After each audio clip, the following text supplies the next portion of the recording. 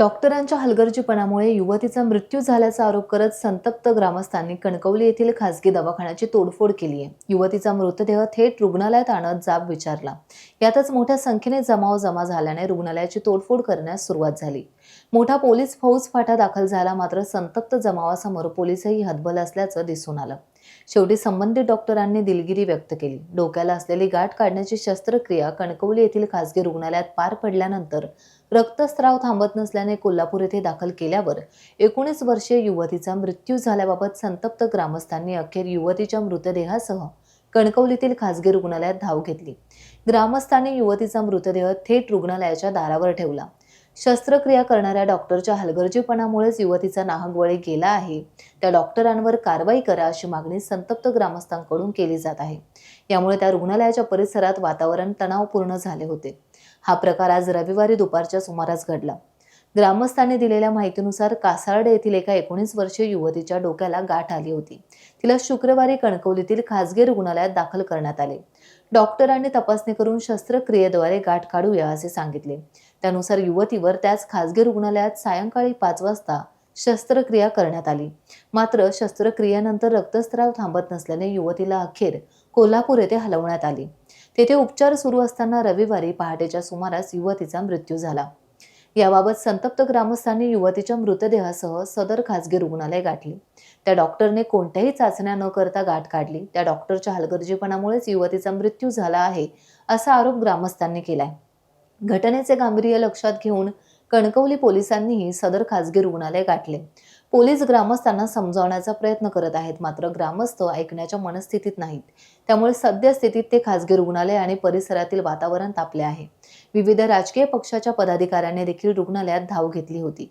कासार्डे येथील युवती नर्सिंग कॉलेजमध्ये शिक्षण घेत होती। तिच्या डोक्याच्या मागील बाजूला गाठ आली होती। 2 तासात किरकोळ ऑपरेशन केल्यानंतर रुग्ण घरी जाईल अशी हमी त्या डॉक्टरांकडून देण्यात आली होती। त्यानुसार शस्त्रक्रिया देखील झाली, मात्र शस्त्रक्रियेनंतर युवतीची प्रकृती बिघडली।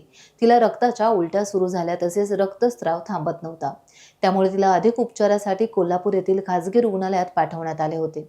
तेथे उपचार सुरू असताना तिचा मृत्यू झाला। त्यामुळे ग्रामस्थ संतापले आहेत। रुग्णालयाबाहेर सुमारे 1000हून अधिक नागरिक गोळा झाले आहेत। त्यामुळे पोलीस बंदोबस्त देखील वाढवण्यात आलाय। घटनेची माहिती समजताच पोलीस निरीक्षक तेजस नलवडे, सहाय्यक पोलीस निरीक्षक ज्ञानेश्वर सावंत, हवालदार सुभाष शिवगण, किरण कदम, मंगेश बावदाने आदी पोलीस कर्मचारी रुग्णालयात दाखल झाले होते। जिल्हा पोलीस उपाधीक्षक नयोमी साटम यांच्यासह वरिष्ठ पोलीस अधिकारीही यावेळेस उपस्थित होते।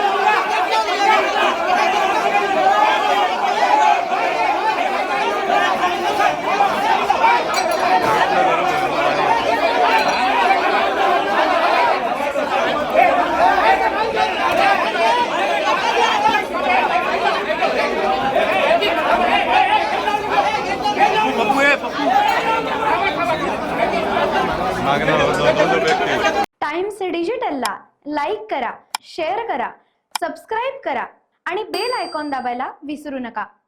Times digital.